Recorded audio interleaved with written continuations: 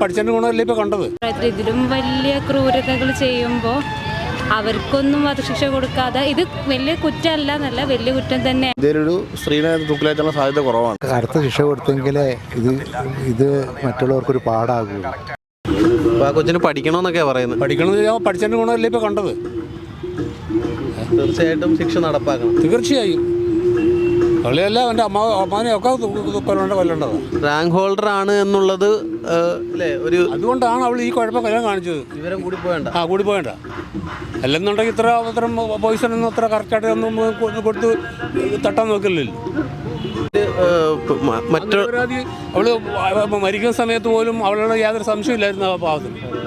അത് അത് അറിയുന്നവർക്കും വായിക്കുന്നവർക്കും ഒക്കെ വളരെ ഇന്നസെൻ്റ് ആയിട്ടുള്ള ഒരു രീതിയാണ് ആ പയ്യനെ കുറിച്ച് പറയാനുള്ളത്. ഈ ഭൂമി വെച്ചുകൊണ്ടിരിക്കാൻ പാടില്ല.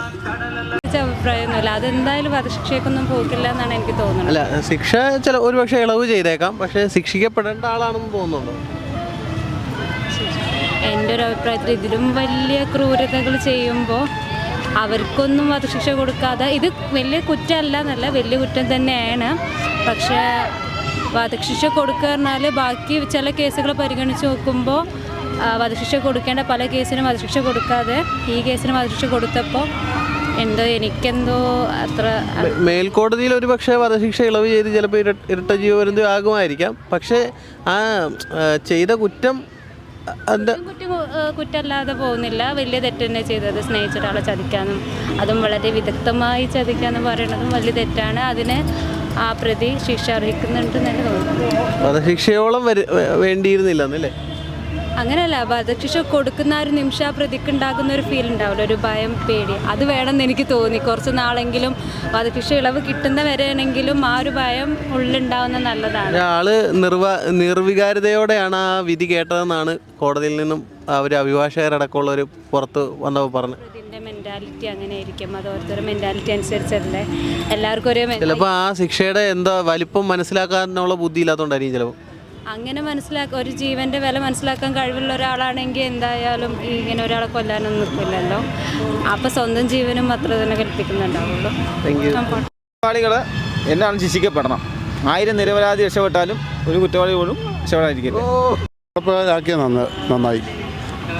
പെട്ടെന്ന് തന്നെ വിധി നടപ്പാക്കിയത് നല്ലതായി. കൊച്ചിന് പഠിക്കണമെന്നാണ് പറയുന്നത്. അത് ഇങ്ങനെ ഒരു കുറ്റം ചെയ്യുന്നതിനെ കുറിച്ച് ആലോചിച്ചില്ലല്ലോ. അത് വിധി കണ്ടായിരുന്നു. വിധി കണ്ടായിരുന്നു. എന്താ പറയാനുള്ളത്? വിധി നല്ല വിധിയാണ്. പക്ഷേ ഹൈക്കോടതിയിൽ അല്ലെങ്കിൽ മേൽക്കോടതി പോകുമ്പോൾ എന്തായാലും അത് തള്ളി. അത് ഇന്ത്യയിലൊരു സ്ത്രീനെ തൂക്കിലേറ്റാനുള്ള സാധ്യത കുറവാണ്.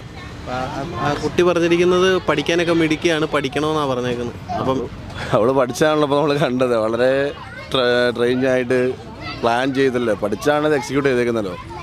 അപ്പോൾ എന്തായാലും മുന്നോട്ട് അധികം പോകില്ല. അത് ഒരു ഇരട്ട ജീവപര്യന്തം വരെ മാക്സിമം ഉണ്ടാവുള്ളൂ. ഹൈക്കോടതിയിൽ മേൽക്കോടതി പോകുമ്പോൾ എന്തായാലും ശിക്ഷ ഇളവ് ചെയ്യും. ആര് തെറ്റ് ചെയ്താലും തെറ്റ് തന്നെയാണ്.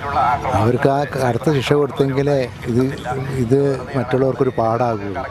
അതുകൊണ്ട് ഈ വിധിയെ വ്യക്തിപരമായിട്ട് ഞാൻ സ്വാഗതം ചെയ്യും. അപ്പോൾ ആ കുട്ടി പറഞ്ഞത് പ്രായം കുറവാണ്, പഠിക്കണമെന്നൊക്കെയാണ് പറയുന്നത്. പ്രായം കുറവാണെന്ന് പറഞ്ഞിട്ട് കാര്യമില്ല. തെറ്റായിരിക്കാം. പ്രായം കുറവാണെങ്കിൽ ഏത് കൊച്ചു ചെയ്താലും അവർക്ക് വന്നാലും മറ്റേലേക്ക് ശിക്ഷയ്ക്ക് ശിക്ഷ കൊടുക്കണം. അതാണ് ചെയ്യേണ്ടത്. നമ്മൾ ആരൊക്കെ എന്ത് പറഞ്ഞാലും ശരി, ഒരു ജീവൻ നഷ്ടപ്പെട്ടില്ല. അതുകൊണ്ടാണ്